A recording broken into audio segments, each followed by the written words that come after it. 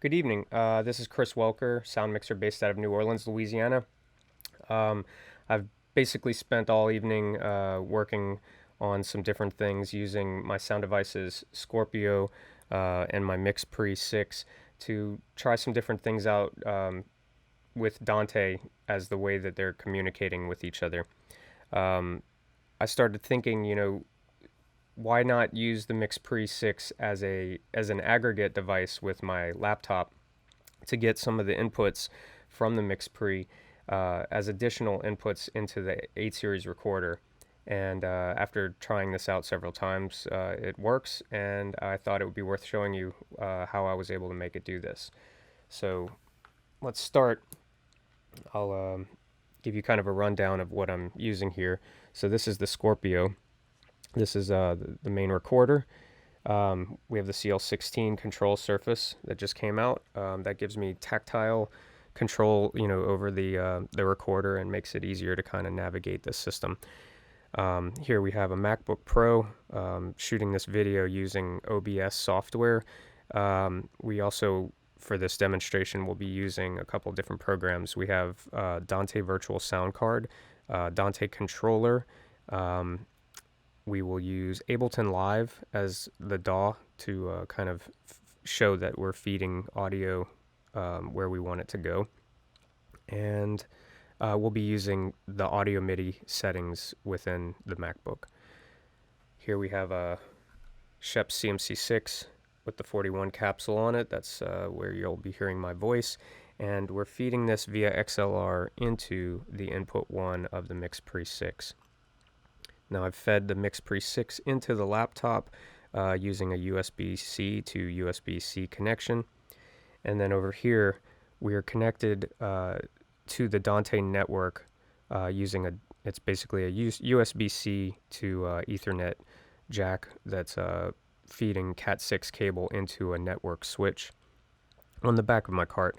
And the Scorpio is also connected to that network switch through Cat6 cable as well. All right, let's switch over to the desktop view, and I'll kind of give you a rundown of how we're making all this work. So, to start, let's open up Dante Controller. Within Dante Controller, this gives us access to a couple different things. This basically allows us to make our connections over the Dante network. We'll also go ahead and open up Dante Virtual Sound Card. Dante Virtual Sound Card is basically how we create a virtual, it's kind of like it says, it's a virtual sound card. In this case, we're going to create a 32 channel input and output device that will be able to access those channels within our audio software like Ableton, or if you're using Reaper or anything, Pro Tools, any different DAW will have access to those channels once we create this virtual sound card and turn it on. So currently I have that turned on, and by doing that, we see within Dante Controller that we have my MacBook on one end and we have the Scorpio. So what we want to do is we want to make some subscriptions from the MacBook to the Scorpio.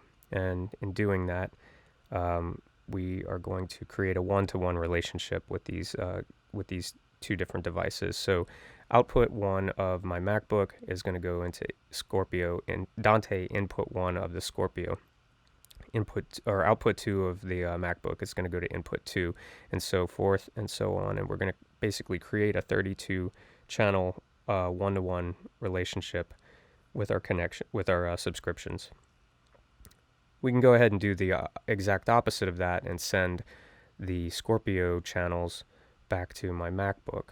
Now that won't really come in handy for this demonstration because I'm not going to go that far with it, but that's how I have my network subscriptions set up. I'm going to close this, and then I'm going to open up audio MIDI settings. Now, I've already done this. I've already created this aggregate device, but to demonstrate this for you, what we're going to do, hit this plus symbol down in the bottom left corner of audio devices, and we're going to create aggregate device. Now we have access to our different interfaces that are available on the computer right now. And again, we're connected to the MacBook using a USB-C to our MixPre 6, so that's why we are able to see this as an audio interface. And here is our Dante virtual sound card, and what we see is that this is the 32 by 32 in and out, and then our MixPre gives us 8 inputs and 4 outputs. So what we want to start doing is selecting this box here, which will put Dante Virtual Sound Card first in line in our aggregate device. Then we'll click on this one, which is our MixPre 6, and then this basically means that our inputs 1 through 8 will come at the end of that chain. So that will become 33 through 40 will be our inputs, our physical inputs of the MixPre. And then with the MixPre we get four outputs via USB. So that will become channels 34, 35, and 33, 34, 35, and 36. So I've already created one, and I've got it connected, but this is how you do, how you create one yourself. So I'm going to delete this one because this is the one that I've created already, and I've already connected this with my software using Ableton Live. So within Ableton Live or your other DAW, you're going to have to go into your preferences, and you're going to have to basically let that program know what you want your sound card to be. And we're going to do that here. So as our audio input device, we want to select our aggregate device that we had created. And we'll see that we called it aggregate device. You could rename it within audio MIDI settings if you want. But we do see that in fact it's giving us our 40 inputs and our 36 outputs. Then next we want to make sure that our output device is that same aggregate device. So we have our 40 ins and 36 outputs. Then from there you might have to go into some other settings in your DAW depending on how it's laid out. In Ableton, we have to enable each of those signals, those channels, to be available to us in that drop-down menu that'll come up momentarily, so that we can route utilizing all those inputs and outputs that we created. So I went ahead already and selected each one of these things so that they would all be available. And I also named channel 33 of the inputs. And the reason I chose 33 to do that, and I called it Sheps, is because if you recall, channels 1 through 32 are the sound device, or sorry, they are the Dante Virtual Sound Card inputs 1 through 32, which means that 33 is actually our input 1, the physical input 1 of the sound device's MixPre. So I just labeled it Sheps just so it's easier to kind of identify as we go forward. Now on our output configuration, I called this one, I just basically did the same thing. I wanted to give us access to any of these channels, and I called channel 12 Scorpio. This is an arbitrary thing, but it's just so that I can demonstrate what exactly is going on. Now here's one of our audio tracks within Ableton Live, and what I want to start by doing is selecting the input. I want to select an input source from an external device. So external in is the setting that we're going to choose. And then once we're in there, we can see all of our stereo and mono sources. This is just how this DAW treats signals. You saw before that we enabled the ability to choose stereo inputs. So this is basically a combination of 1 and 2, 3 and 4, 5 and 6, and so on. And then we have the mono sources 1 through 40. Now within, if we remember, I labeled that channel 33, which is physical input 1 of the MixPre. I labeled that Sheps, and in fact, this is our input 1 source coming from the MixPre. So as I talk, you should see that this meter is moving because this is the mic that I'm talking into. This is the source coming from the MixPre, and we're feeding that into Ableton Live here.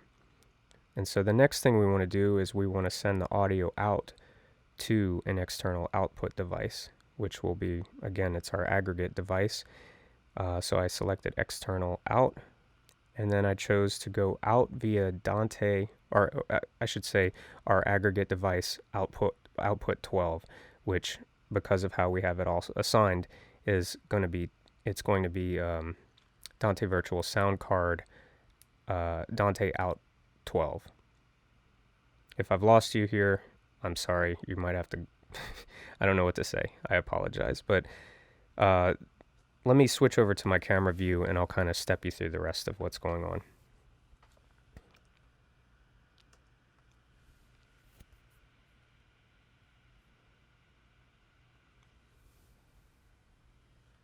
All right. So we see again that as I talk, we see that the meter is moving on input 1. And as I bring the fader down, we have control over the level of this mic source. All right, bringing that back up, going back over here to the computer within Ableton Live, I'll do that same thing with the fader, and we'll see that in fact, as I talk, we are adjusting the level of the feed that's going into that audio track within Ableton Live. So we have full control over that using the fader of the mix pre. And then next, what I want to show is we're over at the CL16. And what we want to do is we want to click on channel fader 12. It could really be any one, but I'm just choosing fader 12 arbitrarily. So I've enabled the fat channel, which gives us full access to things such as routing. And then using the Scorpio's routing menu, we have the ability to scroll through, and we want to select Dante input 12. And when we do this, it's kind of hard to see this, but I did select it. It's now blue, unselected, and then now it's selected again.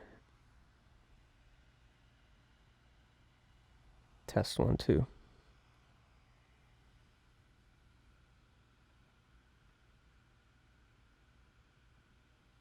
Check, check.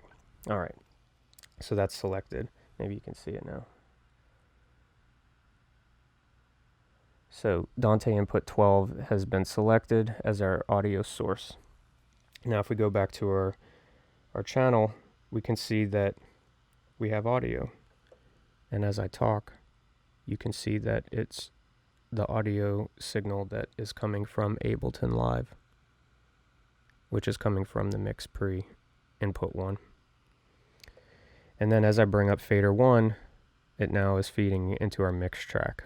So I can bring that fader down, and as I bring it down, it stops playing into our mix, and we just see that it is just, this is just our input source gain. So essentially, you could do that with all of our inputs on the mix pre, and you could route all of those into a DAW, which then you could feed into the recorder, and you could use, the Dante. I'm sorry, you could use the additional channels that don't have the physical input gain. So, like for example, we could do that on channels 17 through 32 within the Scorpio.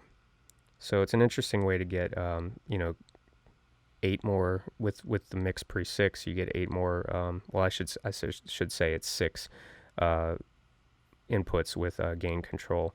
I'm not sure if I have that right. Maybe I can't remember if 7 and 8 have gain control or not. I believe they don't. But you get more inputs into your recorder using this using a mix pre as an aggregate device. And then the other interesting thing about that is that you still have access to use the mix pre and its outputs to route audio as well. So if you needed to feed audio to like a speaker or something like that, you would be able to do those sorts of things. So it's an interesting experiment. I'm not sure if it's what it's worth it's basically what happens when you're not working and you're testing out all these different things. So um, it may be useful for you. It may not. It's at least something interesting to consider.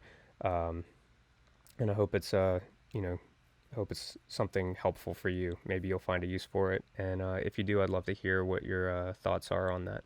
So anyway, I'm about to sign out. I'm about to fall asleep. But thanks for your time, and talk to you later.